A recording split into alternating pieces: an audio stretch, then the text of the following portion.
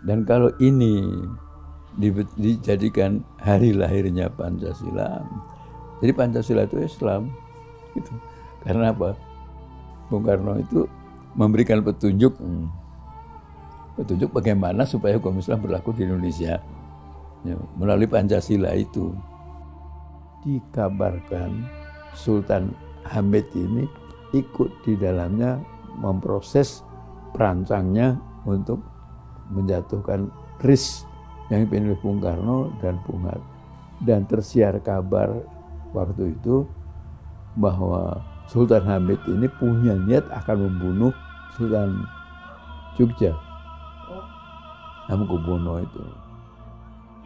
Muhammad Yamin tidak bicara Pancasila, sebenarnya begitu, urutannya seperti itu. Lalu karena dia itu yang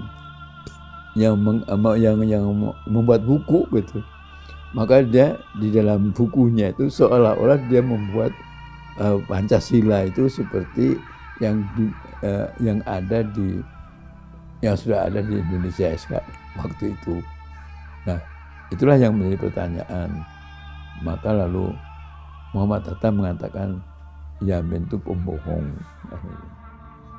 Tan Malaka itu disebut PKI nasional dulu. Lalu ganti dengan nama Morba. Ketika kita sekarang mengatakan Tan Malaka itu PKI, marah yang nggak ngerti itu. Tapi kalau zaman itu Tan Malaka pernah disebut sebagai ketua CCPKI pada tahun 1921.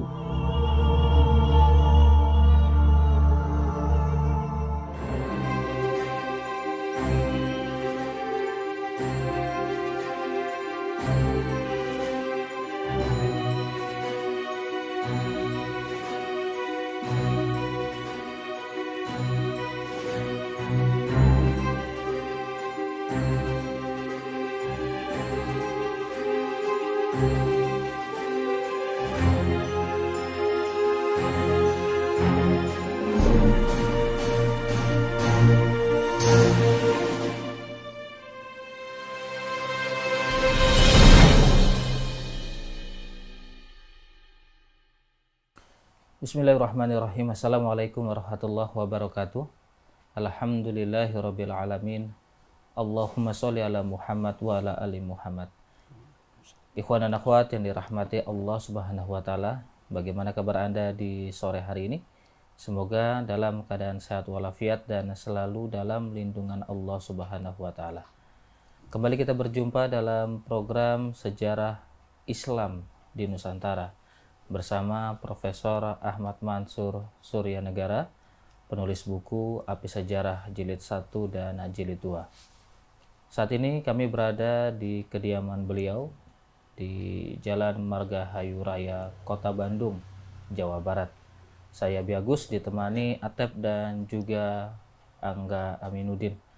Ikhwan akhwat, di sore hari ini kami akan berbincang tentang tokoh sejarah dan Pancasila. Langsung saja mari kita sapa narasumber dan juga guru kita, Profesor Ahmad Mansur Suryanegara. Assalamualaikum warahmatullahi wabarakatuh. Waalaikumsalam warahmatullahi wabarakatuh. Sehat Pak Mansur? Alhamdulillah. Baik, ikhwan akhwat, sebelumnya kami telah berbincang tentang sejarah Pancasila. Dan saat ini kami akan berbincang tentang tokoh-tokoh sejarah yang ada di belakang Pancasila. Baik Pak Mansur, beberapa hari ini kita ramai-ramai dikejutkan oleh DPR yang ingin membentuk HIP atau haluan undang-undang haluan ideologi Pancasila gitu. Yang kemudian berubah menjadi Ekasila dan Trisila. Tapi kemudian banyak ormas Islam atau tokoh-tokoh masyarakat yang menolak hal itu karena bagi Indonesia Pancasila sudah final, jadi tidak perlu lagi dirubah. Nah, kita tarik ke belakang, banyak sekali tokoh-tokoh sejarah seperti Bung Karno, kemudian ada Muhammad Yamin, kemudian ada Sultan Abdul Hamid, dan juga Tan Malaka begitu ya, dan lain-lainnya. Nah, dari pandangan Pak Mansur sendiri sebagai seorang ahli sejarah di Nusantara, bagaimana Pak Mansur melihat hal ini, Pak? Karena memang kita mendengar banyak orang yang mengaku-ngaku sebagai seorang Pancasila, begitu. Bagaimana Pak Mansur melihat hal ini? Ya, sekarang ini terjadi satu keadaan untuk mengangkat diri sendiri dengan menggunakan merah putih, menggunakan Bhinneka Tunggal Ika, menggunakan Pancasila. Jadi artinya saya NKRI, saya Pancasila, saya itu. Dalam keadaan seperti ini, seperti dia tahu sejarahnya atau dia merasa sebagai orang yang tidak hanya tahu tapi pembelanya. Tetapi keadaan yang semacam ini kalau kita ikuti, kita perhatikan dan kita teliti lanjut, memang keadaan semacam ini hanya merupakan semboyan yang mereka belum ngerti latar belakangnya sebenarnya.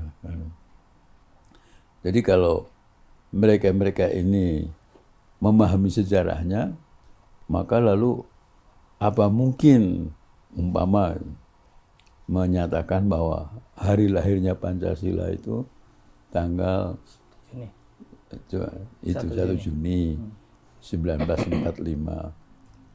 Kalau kita pikir yang benar-benar gitu ya, Bung Karno pidato pada tanggal 1 Juni itu diantaranya mengatakan kalau ingin betul-betul hukum Islam berlaku di Indonesia, maka marilah kita melalui sistem dalam Dewan Perwakilan Rakyat. Dewan Perwakilan Rakyat itu kalau 100 kursinya, maka kita harus menangkan 60, 70, 80, 90 pemuka-pemuka Islam, dengan sendirinya hukum Islam akan berlaku di Indonesia. Itu pidato 1 Juni. Kalau kita renungkan kembali pidato yang seperti itu bunyinya, maka 1 Juni itu adalah petunjuk Presiden Soekarno, tapi waktu itu masih Bung Karno. Ya. Bagaimana caranya supaya hukum Islam itu berlaku di Indonesia. Gitu. Jadi kita semuanya gitu, kalau sejarah ini tidak dibuang yang lain-lain, yang begitu itu tidak ada. Pemberitaan secara publikasi itu atau diajarkan di sekolah dihilangkan. Gitu. Tapi kalau kita tinjau kembali ke dasarnya, ke dokumen yang terjadi pada tanggal 5 itu, tanggal 1 Juni, maka Bung Karno itu adalah ketika mendengar para ulama yang tetap ingin seperti Jepang memberikan kemerdekaan kepada Indonesia, itu kemerdekaan di kelak kemudian hari berdasarkan Islam. Gitu. Maka para ulama begitu, ingin tetap berdasarkan Islam. Tapi Bung Karno caranya harus melalui Dewan Perwakilan Rakyat. Parlemen begitu ya? Iya, pada 1 Juni itu pidato begitu. Lewat parlemen. Lalu pidatonya dinamakan Pancasila itu oleh Muhammad Yamin. Gitu. Tapi Bung Karno sendiri katanya tidak menyebutkan pidato saya itu Pancasila. Tapi beliau hanya mengatakan bahwa nama Pancasila itu dari teman saya, yaitu Muhammad Yamin. Sebenarnya begitu. Jadi kalau dari segi hari lahirnya dengan apa yang dibicarakan oleh Bung Karno, itu kalau ada 5 sila lalu sila yang terakhir justru ketuhanan. Ya tidak ada Pancasila, yang lain-lain tidak ada. hanya ketuhanan saja. Nah, ditempatkan di nomor 5 kan, urutan 5. Dan kalau ini dijadikan hari lahirnya Pancasila, jadi Pancasila itu Islam, gitu. Karena apa? Bung Karno itu memberikan petunjuk bagaimana supaya hukum Islam berlaku di Indonesia, ya, melalui Pancasila itu. Tetapi prosesnya yaitu harus melalui Dewan Perwakilan Rakyat.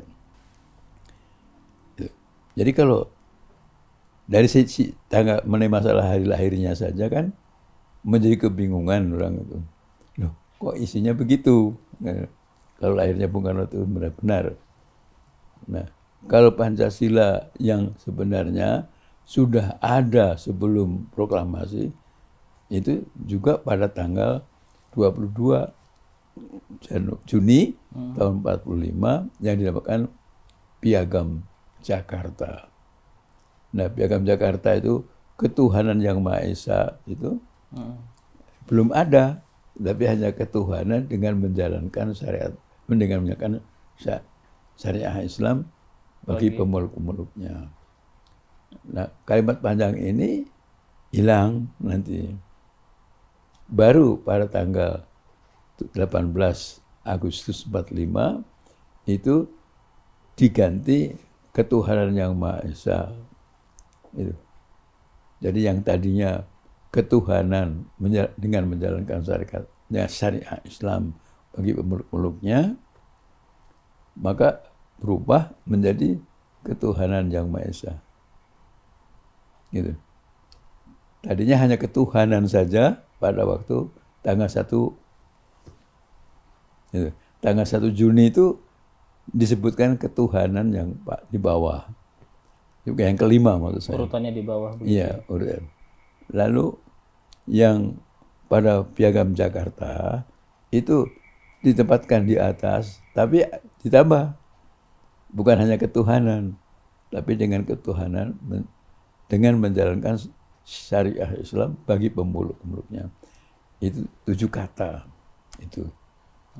Nah, ketika tanggal 18 Agustus atau tanggal 10 Ramadan itu 1364, maka pada saat itu didandani lagi, ya kalau saya boleh mengatakan istilah didandani, maka diminta supaya para kiai itu mengganti 7 kata itu dengan Tuhan yang Maha Esa.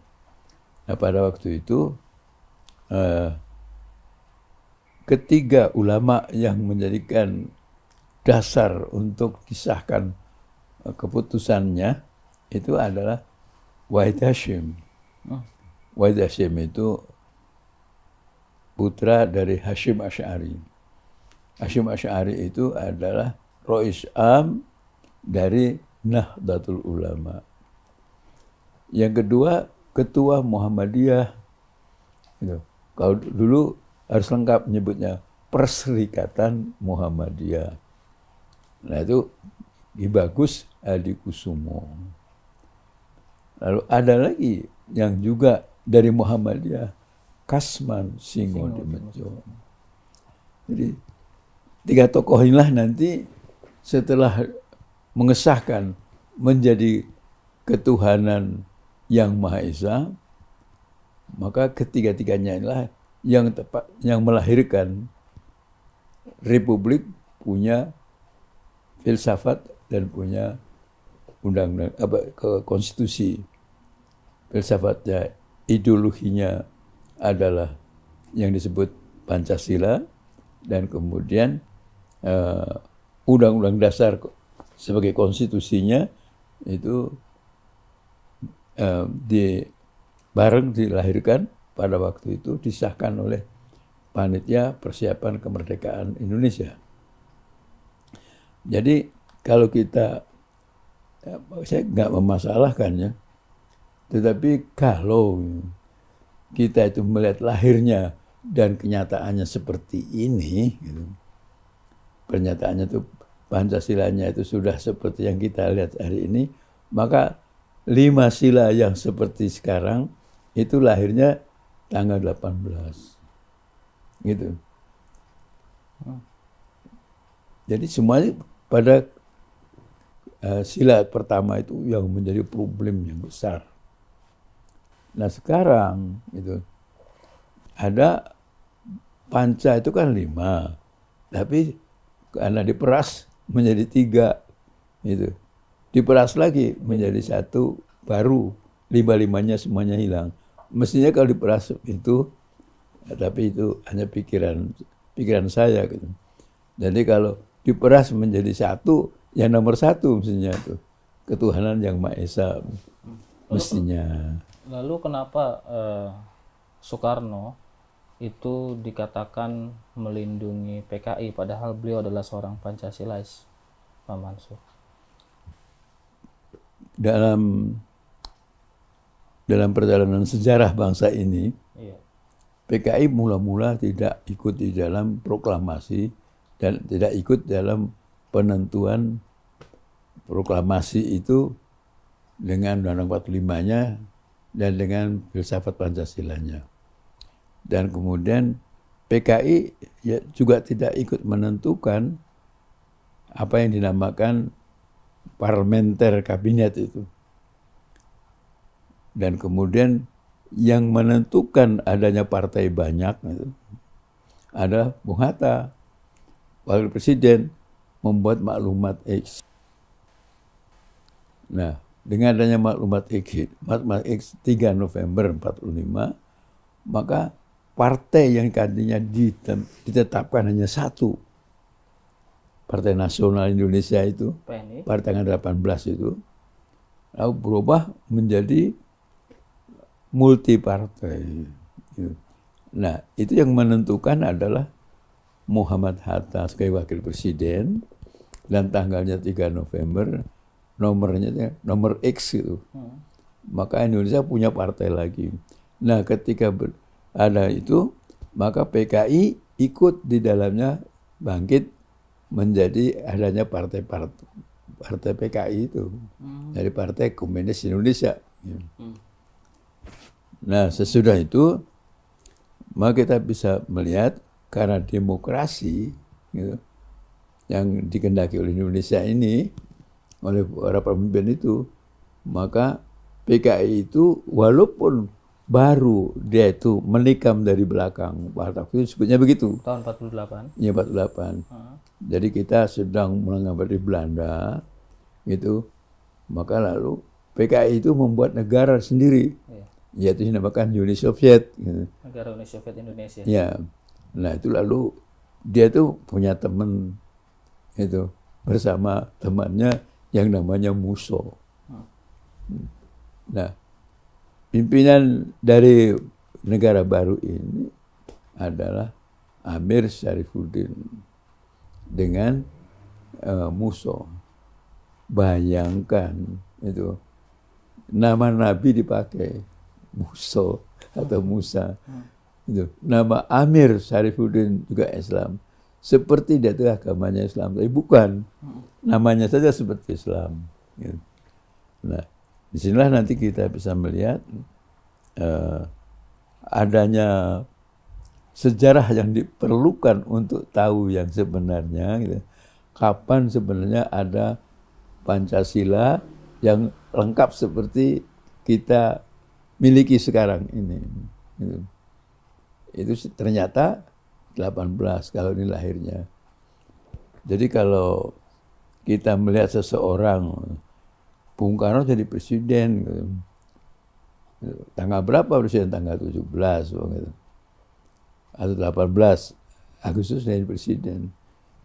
Tapi itu bukan lahirnya dari lahir semula. Tapi dia sudah menjadi presiden tanggal 18 itu. Soekarno ada tanggal yang dinamakan 6 Juni 1901. Kalau dalam ijazahnya dari ITB 1902. Itu Bung Karno punya lahir 2 kali tanggalnya. Yang benar mana? Gitu. Sebenarnya Bung Karno itu lahirnya tahun 1902 atau 1901. Jadi kalau di masyarakat seperti yang dibenarkan 1901. Yang 1902 yang dari ITB itu kurang populer. Jadi memang di dalam perjalanan sejarah itu seseorang itu sering mengalami perubahan-perubahan gitu. Nama perubahan-perubahan itu. Bung Karno dulunya dia Kusno gitu. Lalu menjadi Soekarno. Jadi lalu nanti tambah Ahmad Soekarno. Jadi, itu berpindah-pindah gitu. Jadi walaupun begitu tanggal lahirnya kapan kan gitu. Nah ternyata nama sebelum waktu lahir itu beda dengan nama jadi presiden. Walaupun demikian, maka tanggalnya itu dijadikan tanggal lahirnya. Nah, kembali ke kapan tanggal lahir Bung Karno, tanggal lahir Pancasila, yaitu diresmikan oleh Pak Presiden Jokowi ini 1 Juni 1945. Nah, inilah nanti menimbulkan orang berpikiran macam-macam. Gitu. Masa gitu. Pada waktu itu kan belum seperti kita 5 sila ini, baru akan kebalik. Maka apakah pantas jadikan lahirnya? Itu ada yang berpikir begitu. Apalagi kalau kita lihat Bung Karno pidatonya menyuruh supaya kita berpegang teguh kepada syariah Islam dan kemudian nanti akan dilahirkannya kapan, itu kan juga isi pidato Bung Karno sebenarnya ada singgungan-singgungan seperti itu. Pak Mansur, kita melihat juga bahwa Presiden Soekarno dekat dengan tokoh-tokoh PKI seperti DNID. Ini bagaimana Pak Mansur? Kita melihat Bung Karno itu dulu ketika ada PKI di Madiun, menolak proklamasi dan mendirikan lagi negara yang dinamakan Uni Soviet. Nah saat itu bisa saya lihat di buku ini, itu saya ambil dari pernyataan Bung Karno di dalam kedaulatan koran kedaulatan rakyat. Bung Karno itu tahun berapa? Apa? Koran? Ya tahun 48 kan perangnya 48. Iya. Nah waktu itulah Bung Karno mengatakan PKI itu teroris, gitu, teror. Nah di dalam kehidupan politik itu ada teman dan ada lawan. Tetapi ada adajum yang mengatakan bahwa tiada lawan abadi dan tiada kawan abadi. Yang ada adalah kepentingan abadi. Kepentingan abadi itu. Jadi there is no permanent friend and permanent enemy, but yang ada itu adalah permanent interest.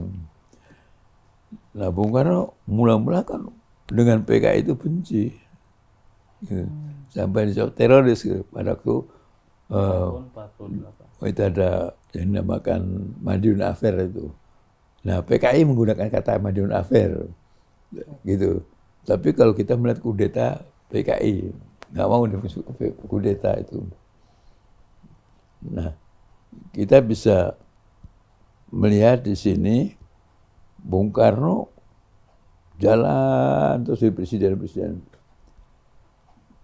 Setahu saya ketika ada proklamasi itu dan pemilihan presiden, maka yang dinamakan tokoh Masumi pada waktu itu, tapi belum ada Masumi pada waktu 18 Agustus itu, tapi nanti jadi dari pimpinan Masumi tokoh.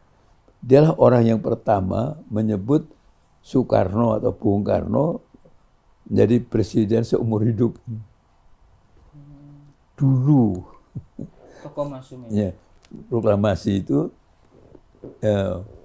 siapa orang yang menginginkan Bung Karno sebagai presiden seumur hidup? Sukiman Wiryo Sanjoyo. Tapi siapa yang membuat pertemuan di PPKI itu?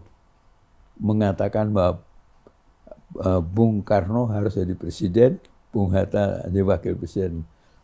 Secara aklamasi itu tidak semua setuju. Nah itu ada tokohnya namanya Otto Iskandar-Dinata. Jadi kita bisa melihat Bung Karno sudah jadi presiden.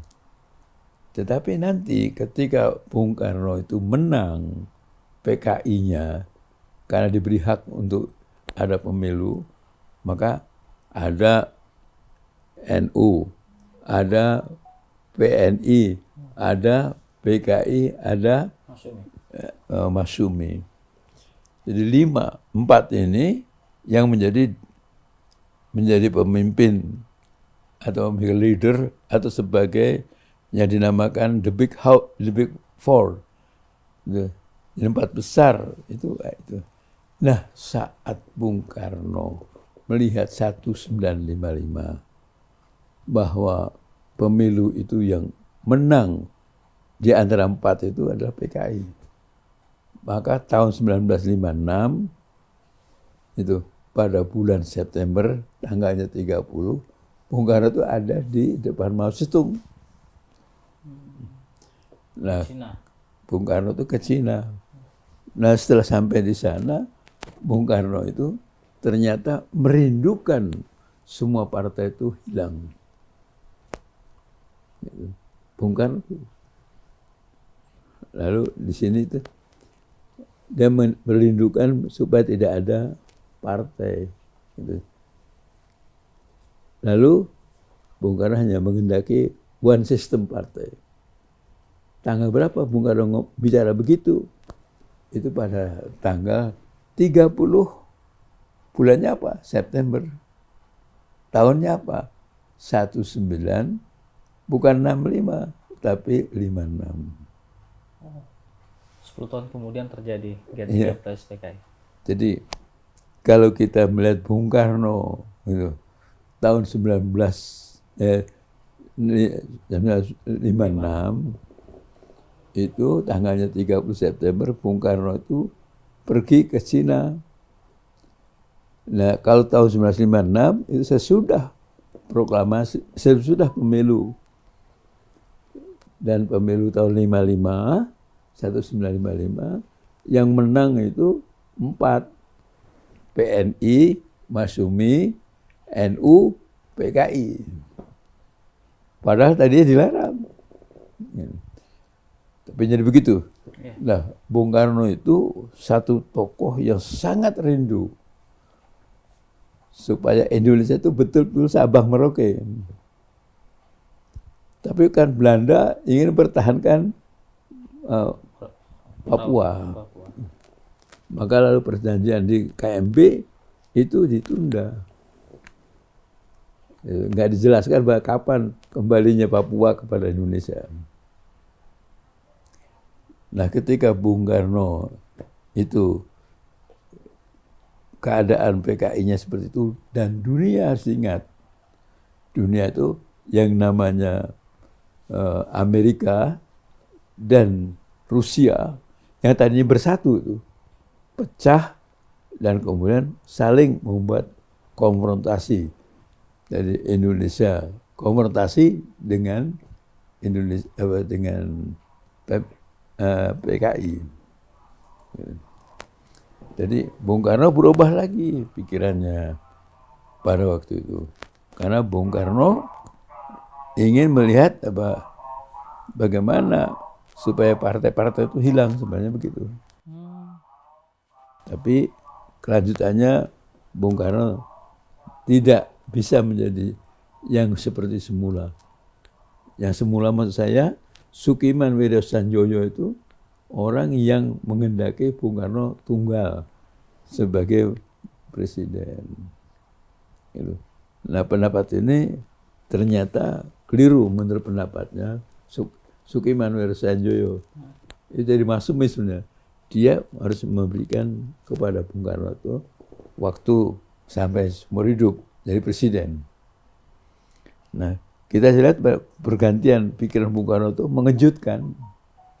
Karena partai-partai itu yang bangun adalah sebenarnya Bung Karno ikut sebenarnya. Tapi kenyataannya itu yang disebut bahwa pada saat itu Bung Karno adalah sebagai orang yang mestinya pendiri partai tapi menginginkan pembubaran partai.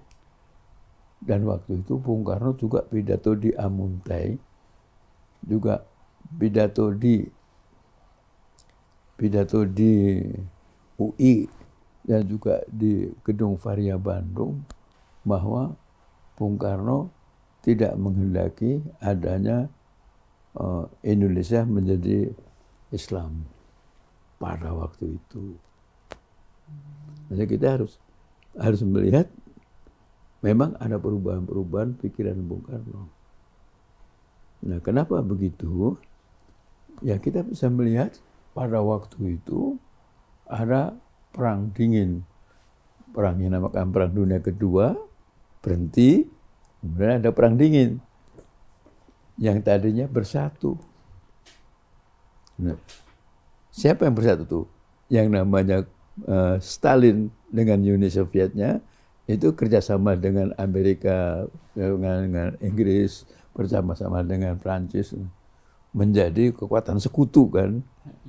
Tapi perjalanan sejarah ternyata berubah, keluar lagi PKI, komunis itu keluar lagi dan mendirikan memisahkan diri. Nah, pada waktu itu lomba kekuatan antara kapitalis barat dan komunis timur.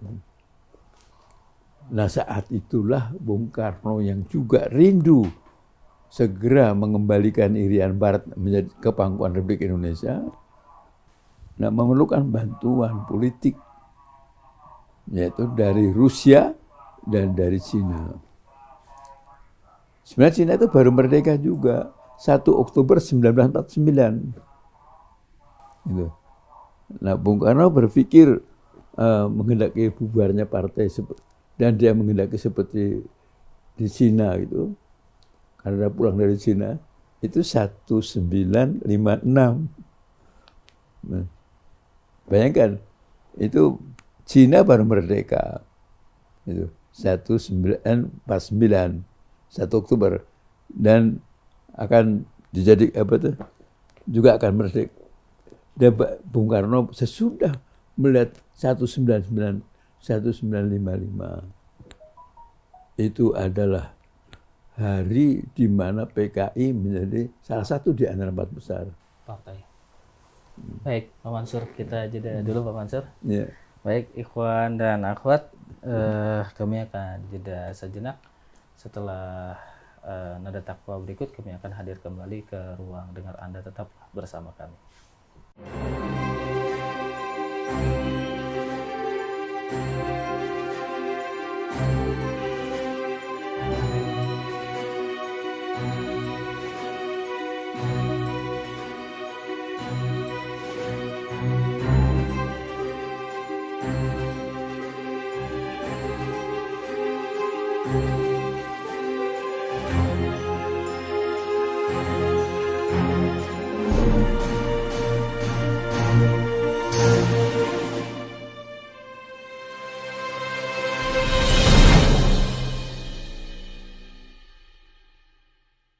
Radio Silaturahim untuk Islam yang satu yang masih dipancar luaskan dari Jalan Masjid Silaturahim nomor 36 Kalimanggis, Cibubur, Bekasi.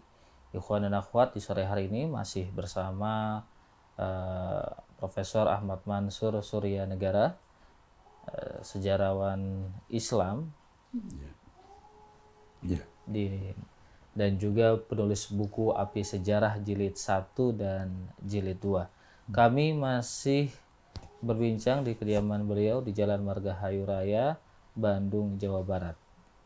Kami di sore hari ini berbincang tentang Pancasila, kemudian juga disinggung tentang Soekarno, dan pertanyaan selanjutnya Pak Mansur ini yaitu tentang Muhammad Yamin sebagai pencatat sejarah BPUPKI.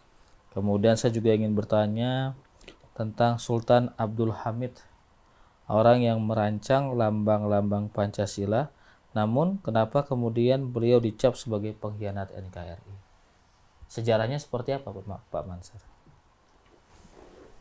Sebenarnya kita bisa melihat Muhammad Yamin juga termasuk salah satu di antara pembicara tentang hal apa yang akan dijadikan dasar filsafat negara yang akan dimerdekakan oleh Jepang atau merdeka sendiri oleh perjuangan kita.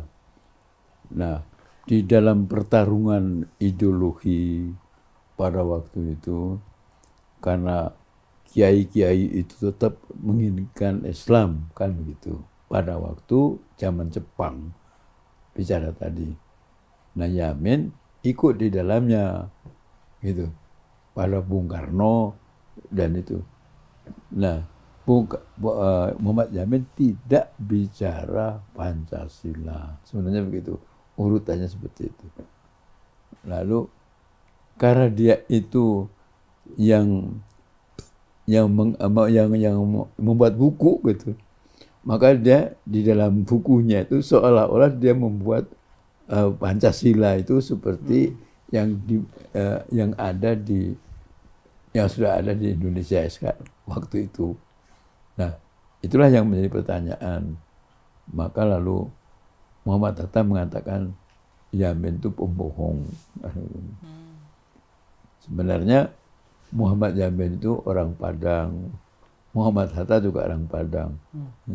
Ini maaf istilah Padang itu ada yang tidak senang. Tetapi saat itu, saat sudah proklamasi, maka nama-nama suku itu nggak disebut. Tapi diganti dengan nama ibu kota. Ibu kota Sumatera Barat adalah Padang. Maka orang yang dari Sumatera Barat disebutnya bukan orang Minang, tapi orang Padang. Kemudian orang Bataknya juga ada. Kami sebutnya orang Medan, kan begitu. Nah, orang Jawa itu nggak disebut Jawa, tetapi disebutnya orang Jogja atau orang Surabaya, gitu.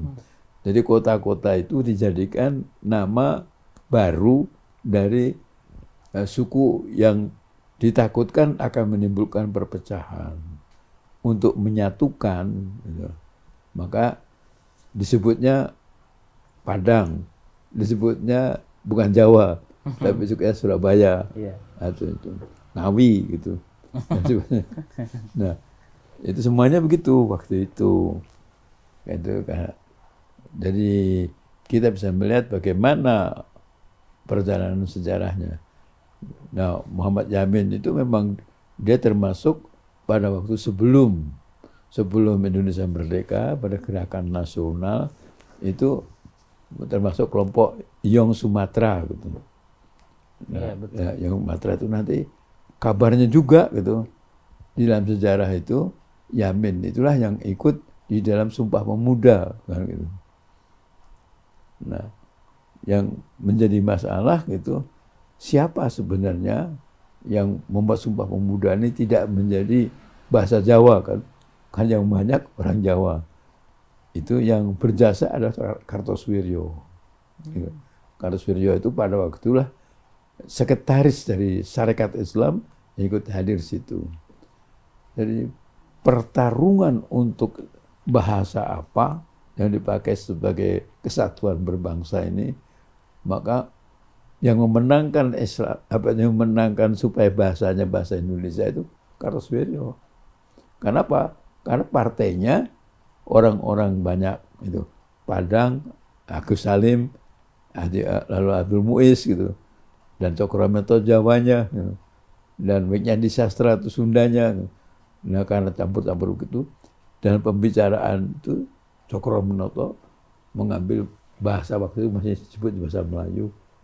Dan kemudian pada waktu Sumpah Pemuda itu Cokroaminoto nggak hadir, tapi yang hadir adalah Kartosuwiryo.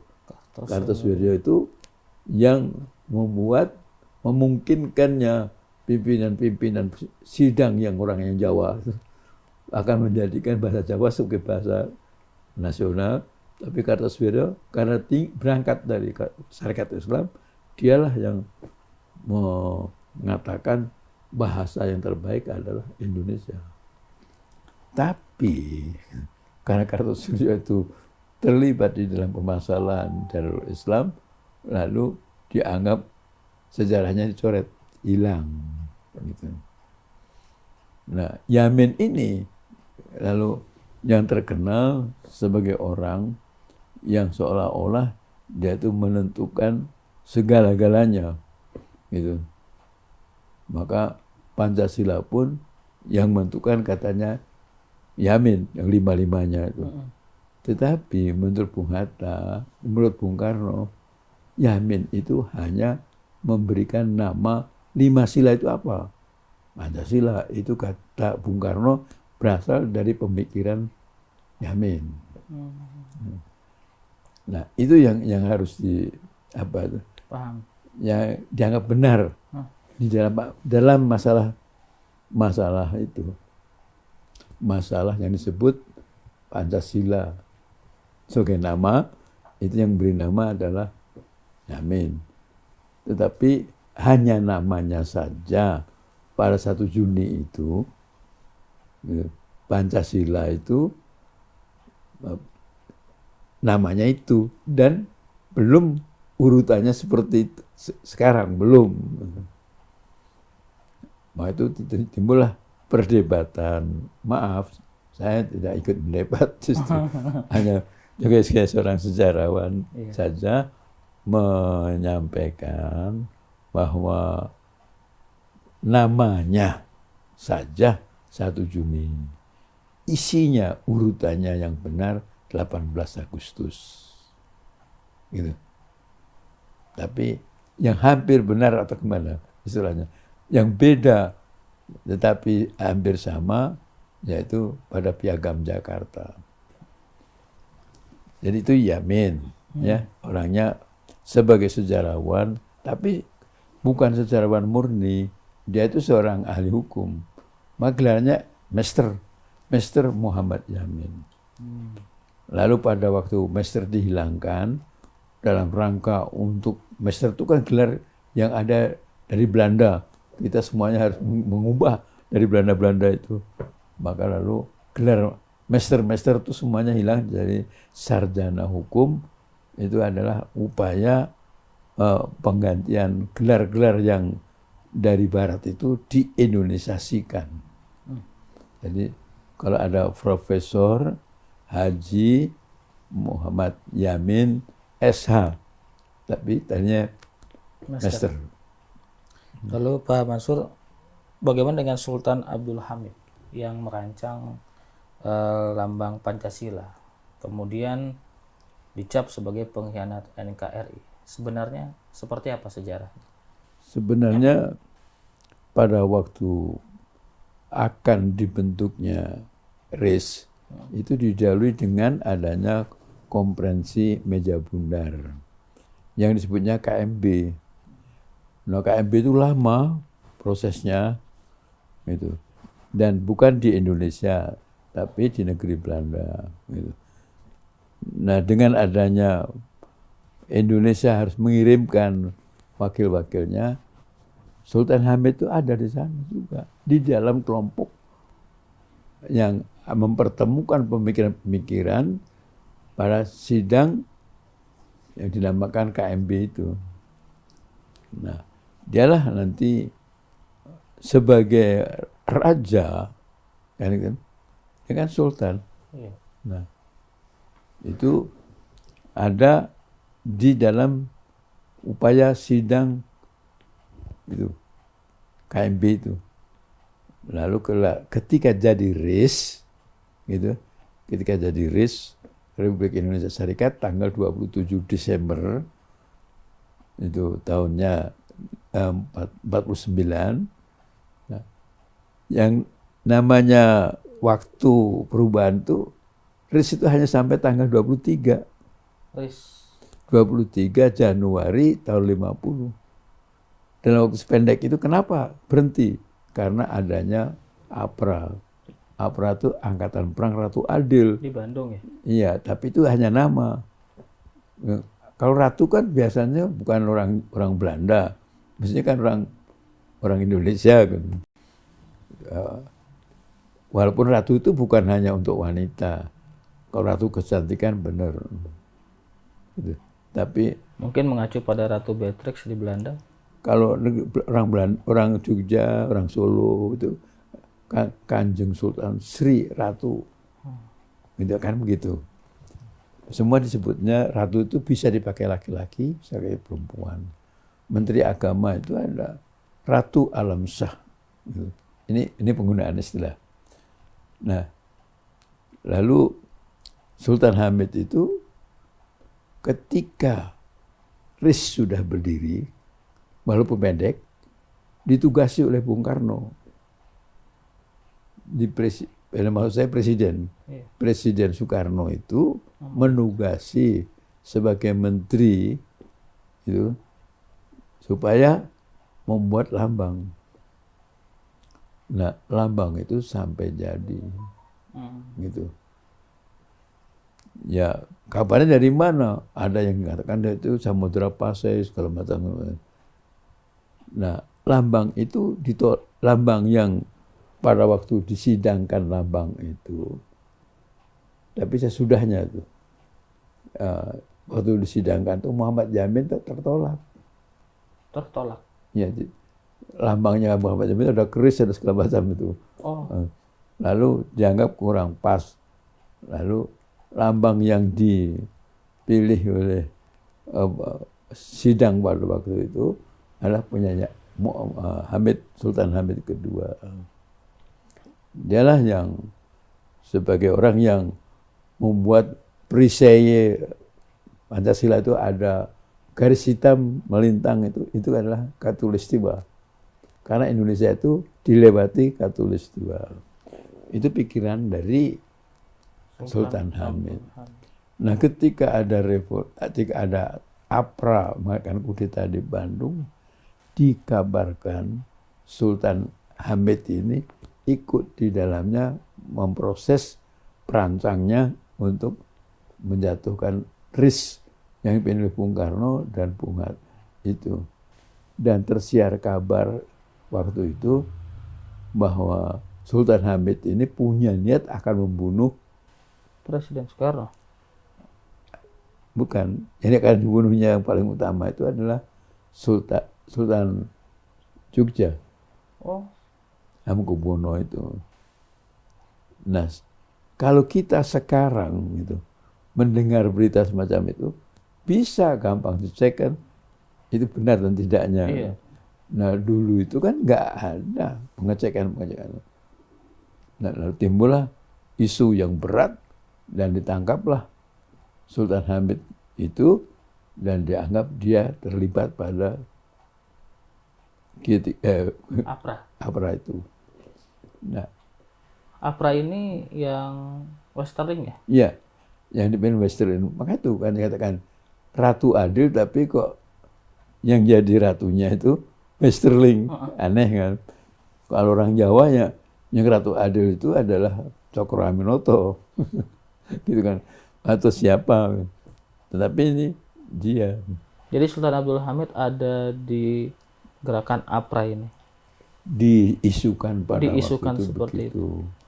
Lalu tapi itu betul, Pak? Apa? Itu betul. Inilah yang menjadi pertanyaan sejarah gitu.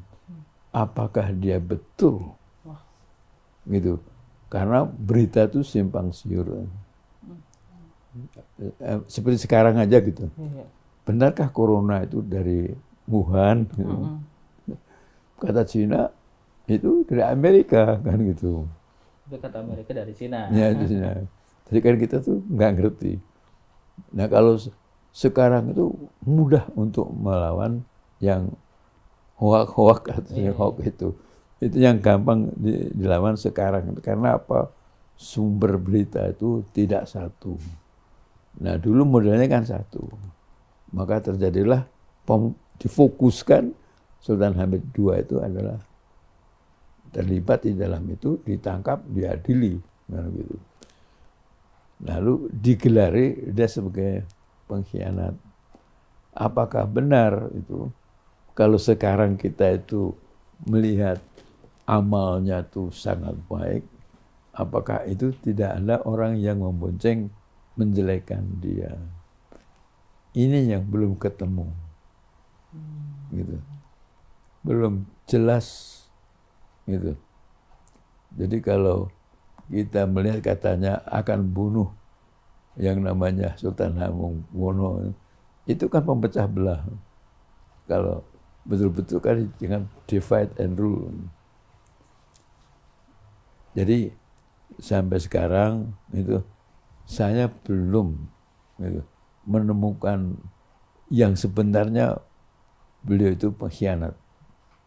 Itu berat, judul itu berat sekali.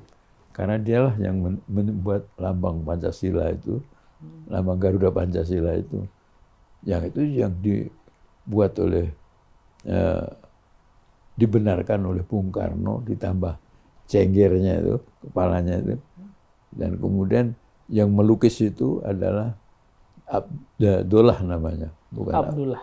Bukan. Abdullah. Abdullah aja. Ada Basuki Abdullah, ada Abdullah. Nah, dialah yang memindahkan kakinya 3 di depan, gitu. Kemudian memegang itu kata Bhinneka Tunggal Ika. Itu yang melengkapi gambar-gambar diselesaikan oleh Bung Karno. Nah itu Abdullah itu pelukisnya, pelukis perupa. Kenapa lambangnya harus Garuda? Alasannya pemilihan lambang Garuda Pancasila? Itu kan sebenarnya burung elang Raja Bali Sadina Ali. Itu waktu itu diyakini seperti itu. Dan panitia menerima itu. Jadi kalau kan Muhammad Yamin juga. Kalau di Sumatera itu kalau ada kota hancur sebenarnya seperti kesambar burung Garuda kan. Jadi kalau Sumatera itu burung Garuda itu sebagai simbol binatang yang hebat, luar biasa. Kalau di Sunda itu maung kan gitu. Kalau di Jawa banteng gitu. Nah itu macam-macam kan daerah itu punya keyakinan kalau binatang itu binatang apa. Nah kalau burung, kalau di Sumatera itu, kalau kita membaca buku-buku Melayu pada waktu itu, kita kalau mendengar seperti sambar burung. Gitu. Itu Garuda. Nah kita kalau di sini Sunda juga disambar helang kan binatang itu dan macam-macam gitu. Jadi tentang hal dan dengan pertimbangan bahwa mayoritas yang membenarkan yang penghancur itu adalah burung, makanya ambil itu. Nah kalau diharamkan, masa itu nggak benar pakai lambang binatang. Nah, kalau sedangkan Nabi itu nggak karena belum ngaji barangkali. Kalau menurut pendapat saya, Nabi Daud itu memberikan warisan ya ayyuhalladzina amanu yang diberikan kepada Nabi Sulaiman itu adalah toir, burung. Bayangkan itu burung dijadikan satu simbol pewarisan dari Daud dan kepada Nabi Sulaiman, orang yang pintar luar biasa. Seluruh Nabi itu Nabi Sulaiman berkata gitu, Rabbi firli wahabli mulkan, jadikanlah saya itu raja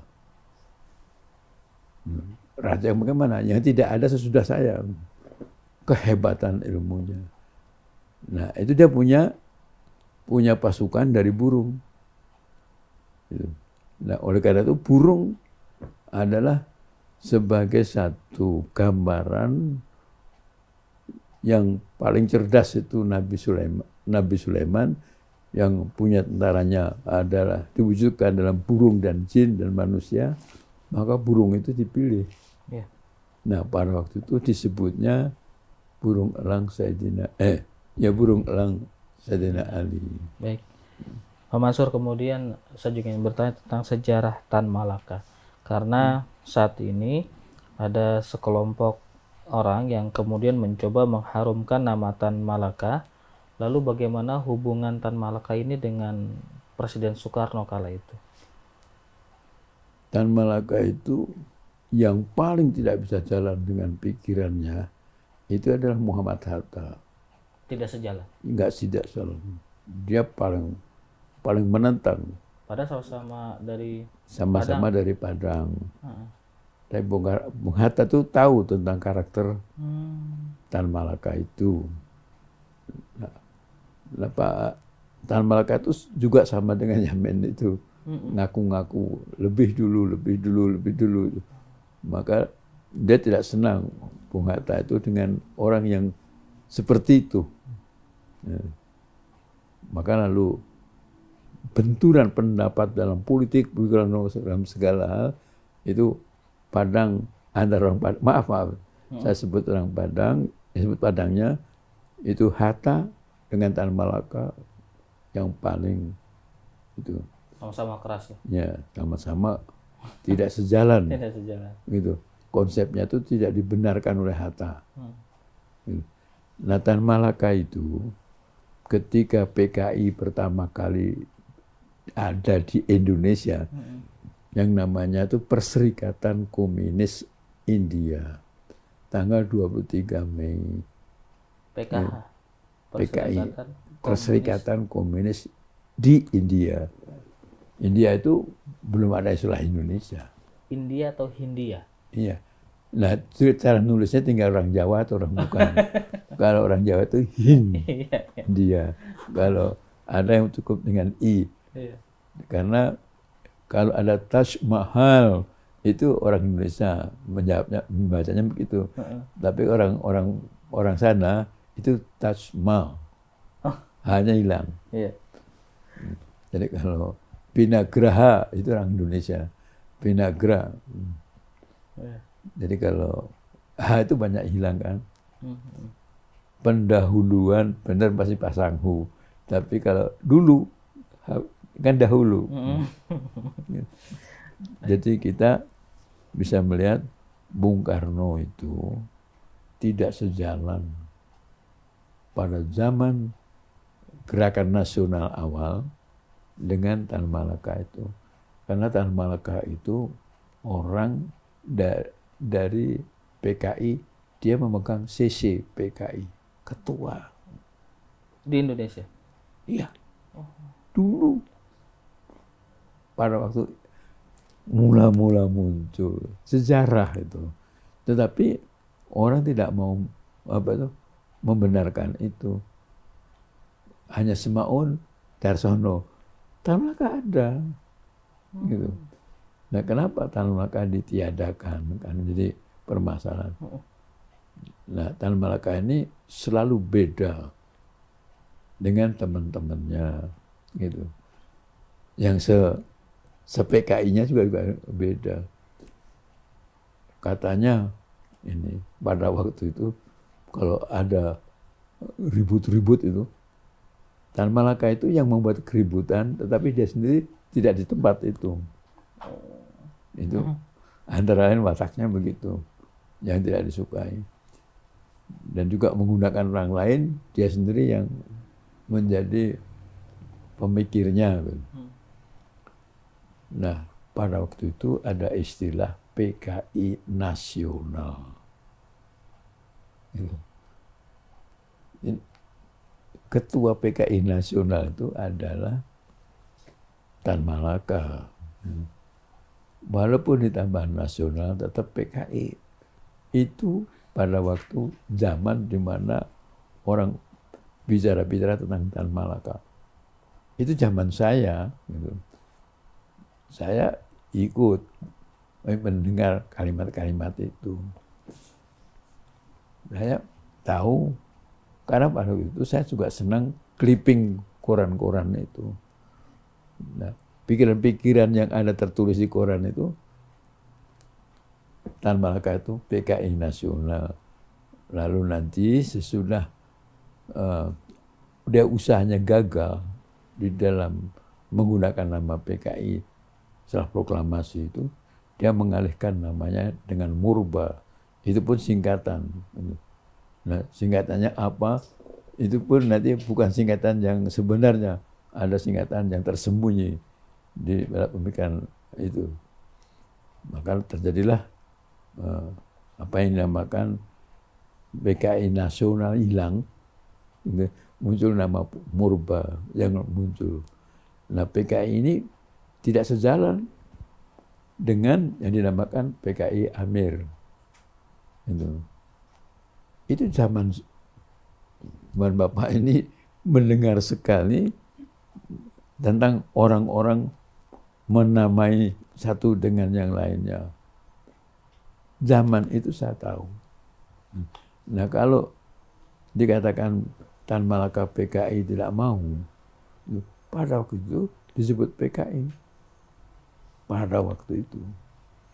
Nah, setelah namanya Murba, dan yang menculik Bung Karno itu adalah PKI.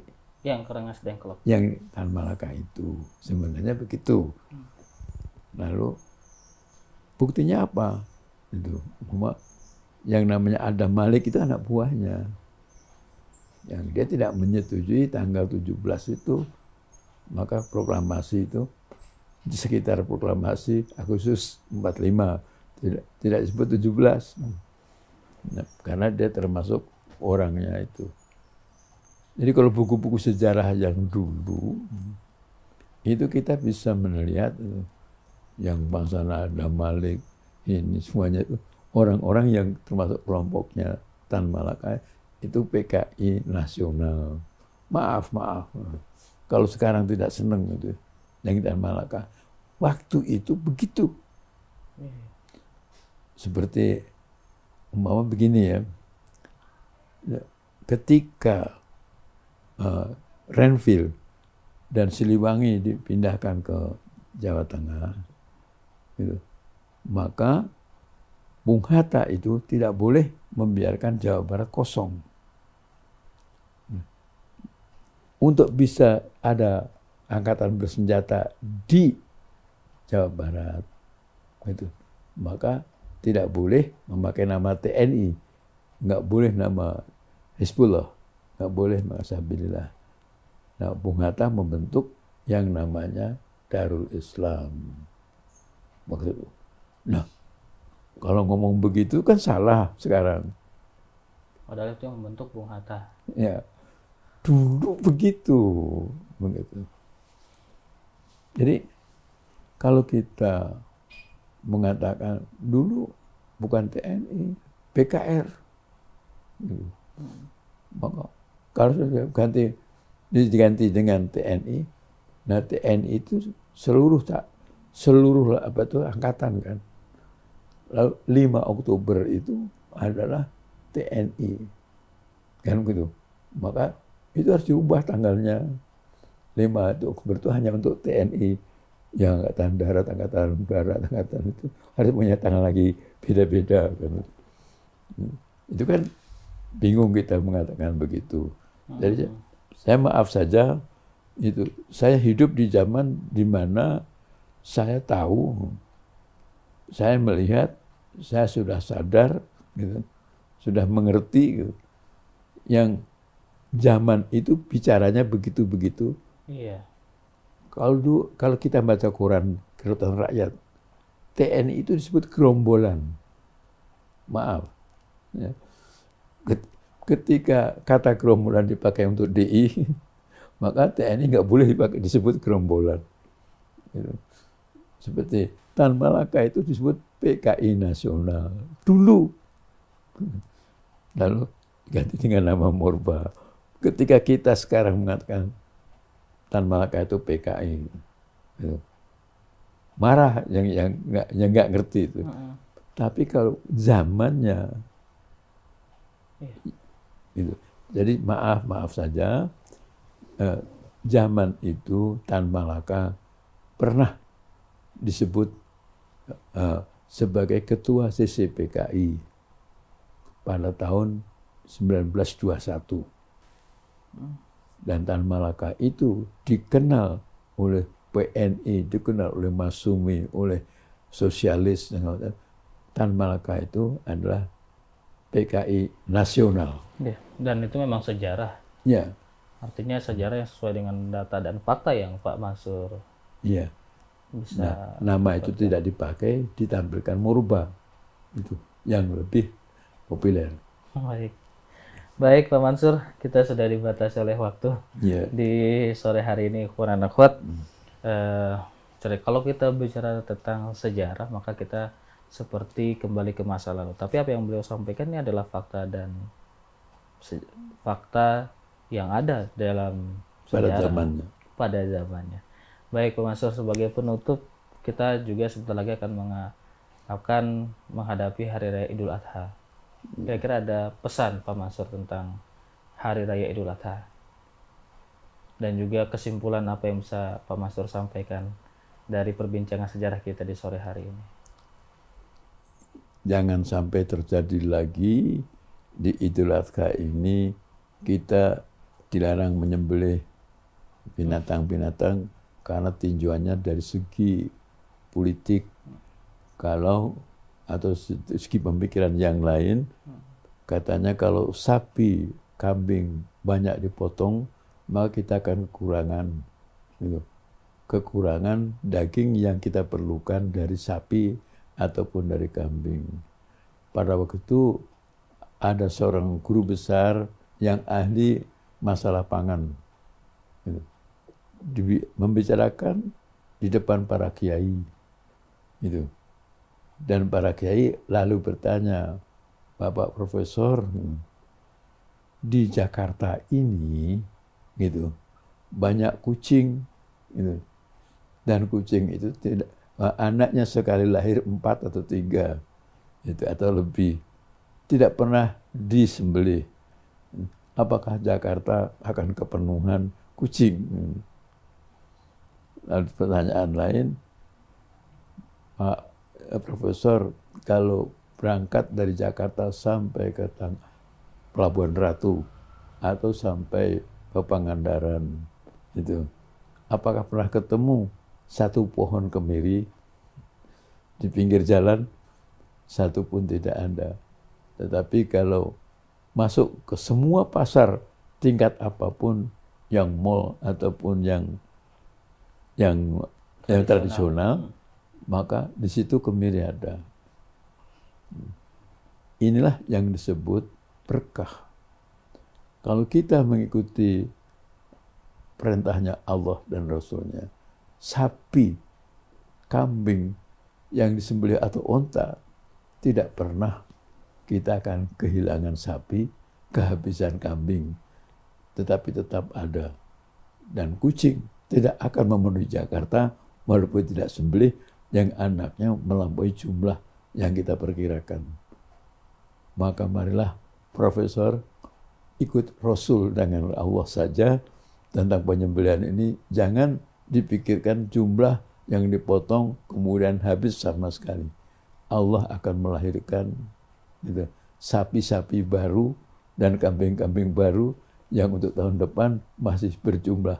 Yang tidak mau menyembelih itu justru membuat rezeki kita hilang. Dan kemudian kalau sampai Idul Adha tidak ada takbir, air akan hilang dari permukaan bumi ini. Karena takbir dari Siti Hajar itu di puncak Marwah membuat ada sumur Zam-Zam yang tidak henti-hentinya. Jadi Allahu Akbar, la ilaha illallah, wallahu akbar, Allahu akbar walillahil hamd. Itu walaupun hanya seperti itu, tapi membuat bumi kita itu tidak pernah kehilangan air. Maka seyogianya itu dalam Idul Adha ini jangan sampai dilarang takbir karena itu kegandengan atau membuat orang lain tidak suka mendengar takbir itu. Kita tetap saja, kita dalam negara yang saling menghormati, mari kita sama-sama, walaupun itu nyepi, kita ikut menghormati Nyepi, walaupun masyarakat Islam itu mayoritas. Kalau ada Natalan, ikut Natalan, gitu. Nah, marilah yang kira-kira yang tidak mengerti Islam itu, mari kita saling menghormati Islam, itu. Walaupun takbir itu dengan loudspeaker, didengarkan, hanya mudah-mudahan tidak terlampau ngagandengan dan tidak terlampau lama, gitu. Mudah-mudahan itu tetap berada. Kalau tidak ada, ditakutkan oleh para sepuh-sepuh itu. Namun kalau nggak ada takbir lagi, air turun ke bawah, langit hilang, dan kita akan kekeringan, gitu. Tapi itu nggak ada hadisnya. Itu hanya sepuh-sepuh aja bicara begitu, mendasarkan adanya air ini karena takbirnya Siti Hajar. Nah, oleh karena itu, mari kita semuanya mengikuti perintah Allah dan Rasulnya. Jangan para pemikir pangan yang ingin menyetop kegiatan Idul Adha dengan pemotongan Idul Kurban, dengan pemotongan hewan kurban. Jangan sampai hal itu nanti kalau terjadi repot Indonesia. Mudah-mudahan Allah tetap melimpahkan rahmatnya kepada kita. Amin. Sehingga kita menjadi hamba Allah yang diberkahi. Amin. Seluruh aktivitas kita kebersamaan dalam kebedaan. Assalamualaikum warahmatullahi wabarakatuh. Waalaikumsalam warahmatullahi wabarakatuh. Terima kasih Pak Mansur atas cerita sejarahnya di sore hari ini. Semoga bermanfaat bagi kita semua dan kita bisa mengambil hikmah yang telah beliau sampaikan.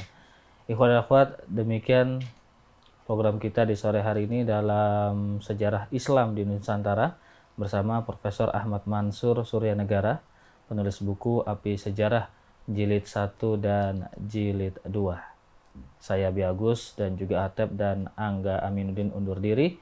Billahi taufik wal hidayah. Wassalamualaikum warahmatullahi wabarakatuh. Waalaikumsalam.